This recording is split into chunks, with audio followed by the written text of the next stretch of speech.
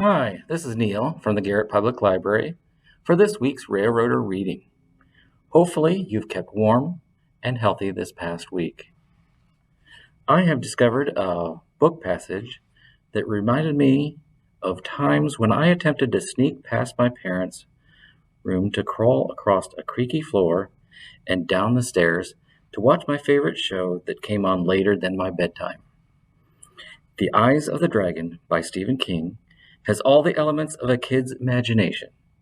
A kingdom called Delane, ruled by King Roland, who had two sons, the eldest Peter and the younger Thomas. An evil magician named Flag, who poisoned the king and framed Peter for his death so he could puppeteer Thomas as king. The judge Pena, who drew a conclusion too quickly on Peter's guilt that led to the future king Peter imprisoned in a high tower for the rest of his life. 5 years later, the retired judge learns of the injustice from a young man from a generational family of attending servants to the family of the king, and sends him on a mission of discovery and a measure to correct it. We join that young man, Dennis, as he attempts to sneak back into the castle. As he trudged through the snow-desolate fields, Dennis's thoughts turned to how he might enter the castle without being seen and challenged. He thought he knew how it could be done, if, that was, Flag did not smell him. He had no more than thought the magician's name when a wolf howled somewhere out in the still white wastes.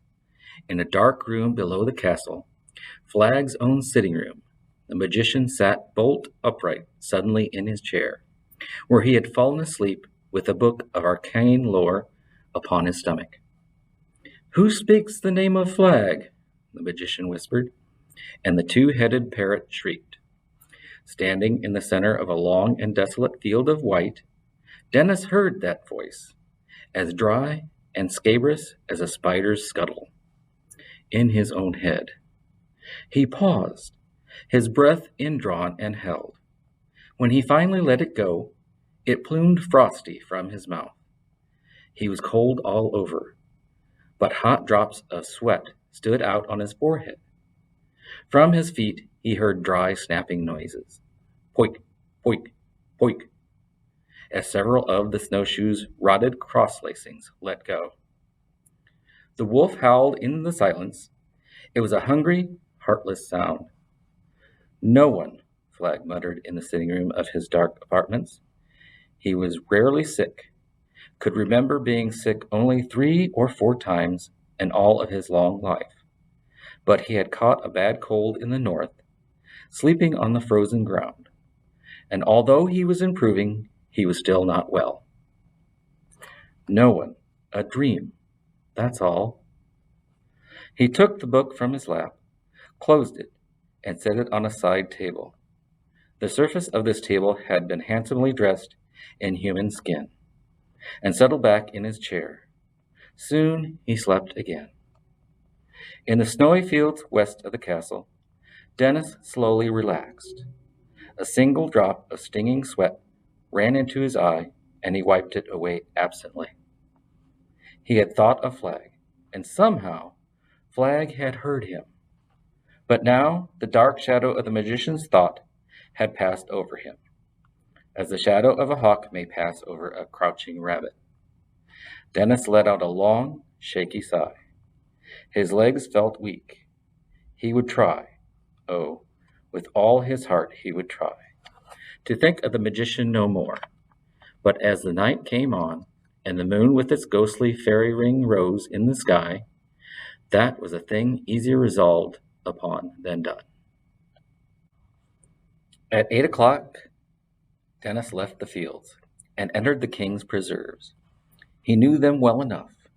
He had been a squireen for Brandon when his da bottled the old king in the fields of the hunt, and Roland had come here often, even in his old age.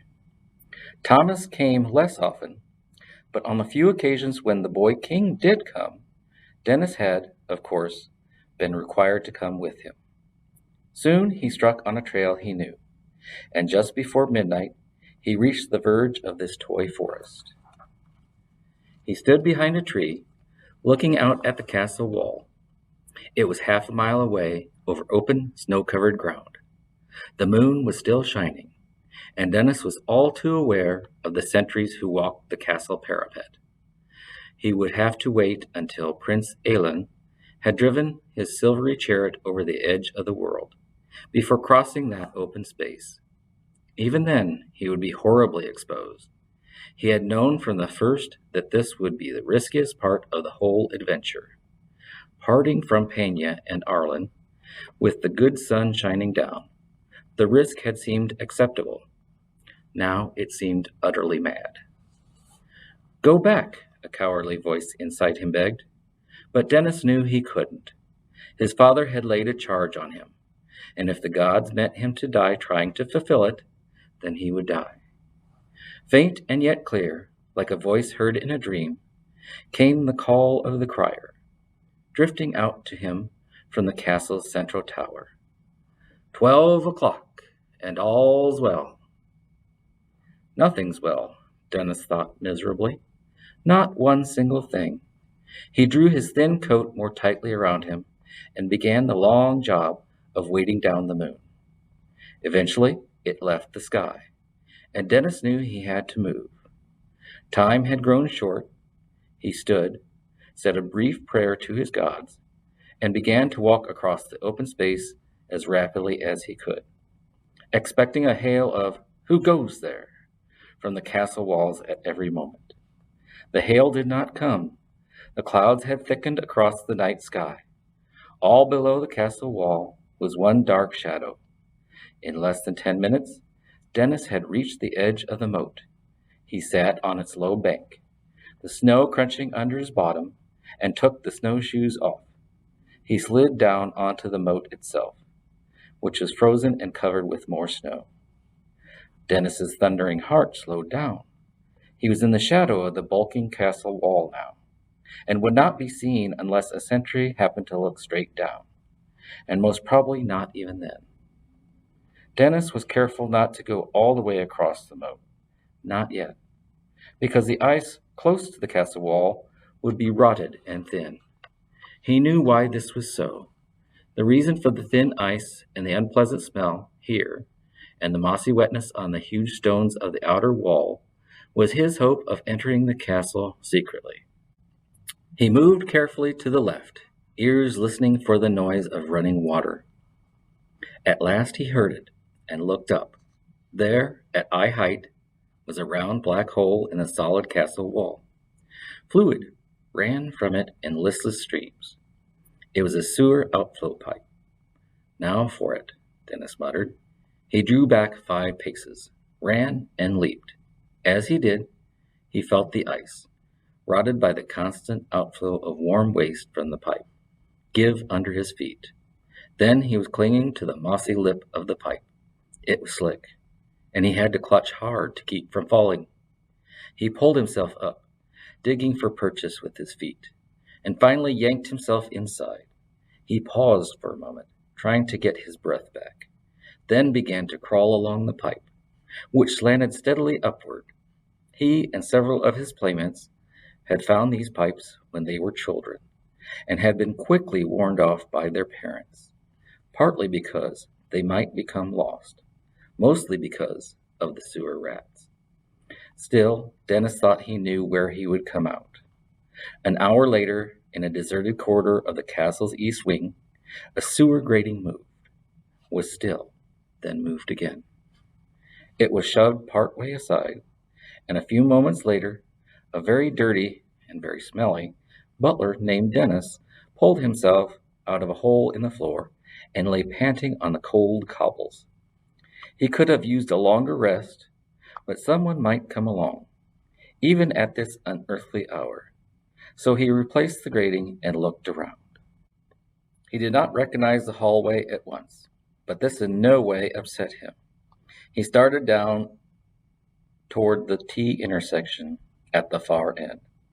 At least, he reflected, there had been no rats in the warren of sewer pipes below the castle. That had been a great relief. He had been prepared for them, not just because of the gruesome tales his da had told him, but because there had been rats on a few occasions when he and his mates had ventured, with fearful screeches of laughter, down into pipes as children. The rats had been part of the scary dare-you adventure of it.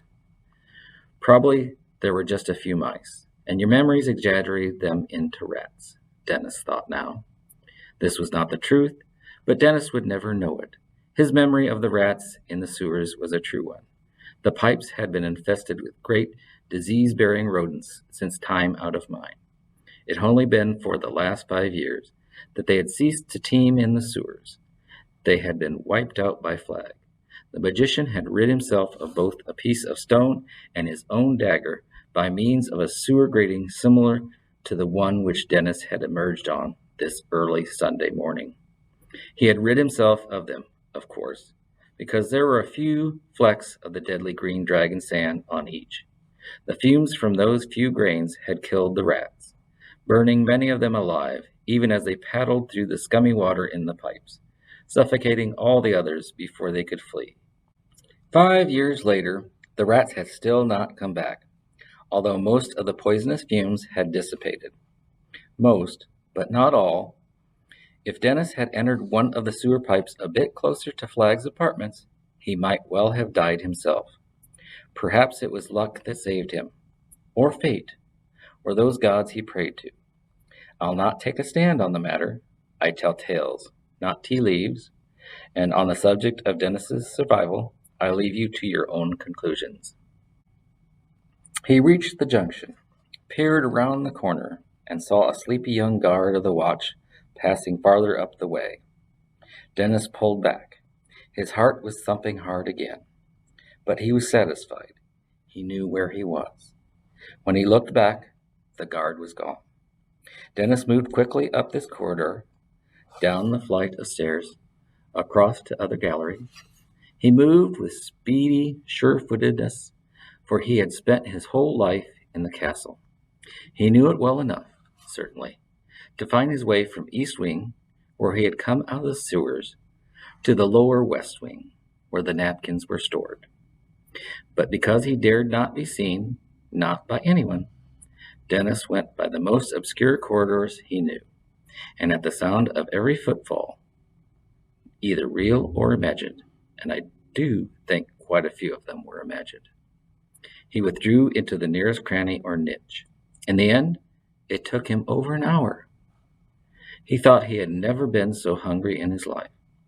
Never mind your cursed belly now, Dennis. Take care of your master first, your belly later. He was standing far back in a shadowy doorway.